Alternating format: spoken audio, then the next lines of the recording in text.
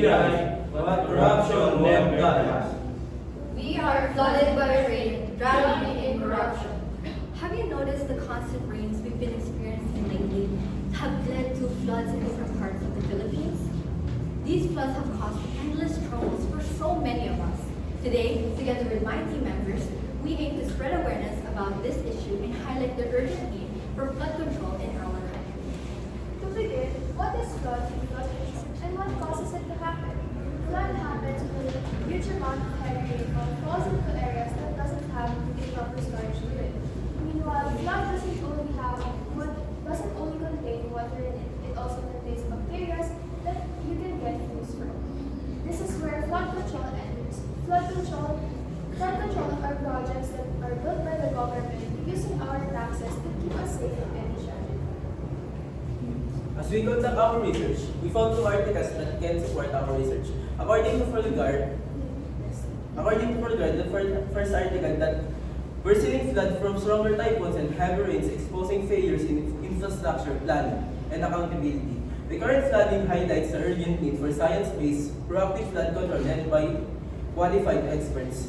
Business Mirror editorial stated in the second article that Metro Manila's floods highlights garbage-filled waterways and outdated drainage system for 50 years. The MMD emphasizes the urgent need for comprehensive flood control. Flooding affects all of us, from our homes to our safety and even our daily lives. It's not just caused by heavy rain, but also by clogged canals that are filled with trash.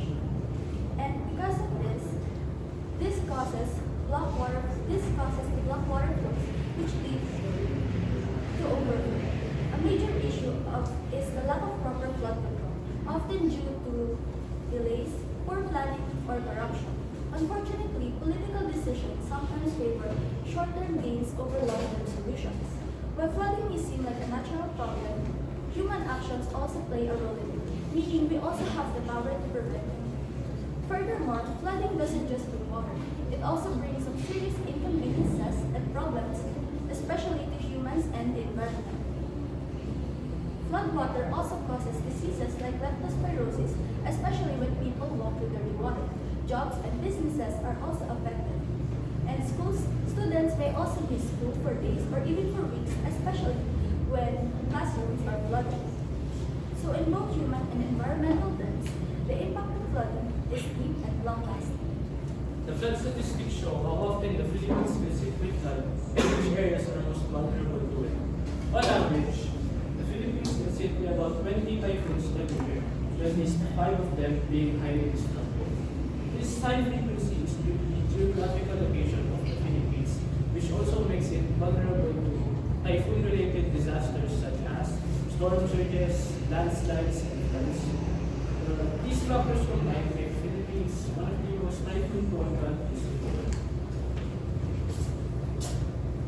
Most flood risks are in the northern Philippines and along the west coast. Since typhoons usually move from east to west, these regions become highly prone to flooding. Some examples are Manila, Metro Manila, Malabon, Northern Luzon, and Marikina. Due to the lack of present-day statistics, these are the only recent available statistics found dating back to January 2023. Here, you can see the pattern that the number of casualties with deaths being the highest, missing being the lowest, and injuries are rapidly increasing from time to time. Similarly, the amount of people affected has abruptly increased from hundreds of thousands to millions. Adding this up would approximately be around 8 million people. This pie graph shows the percentage of casualties that was mentioned earlier, which in summary, there were 238 casualties divided among 160 deaths, 53 injuries, and 25 missing among 8 million people, which reveals a huge contrast. Year after year, typhoons strike, flooding homes, destroying streets, and leaving poor communities to suffer the most. And year after year, we're promised flood control, better drainage, and a better future. But what really changes? Nothing, except the growing wealth of those in power. While we rebuild from nothing, they grow richer. from our taxes, our hopes, and our futures.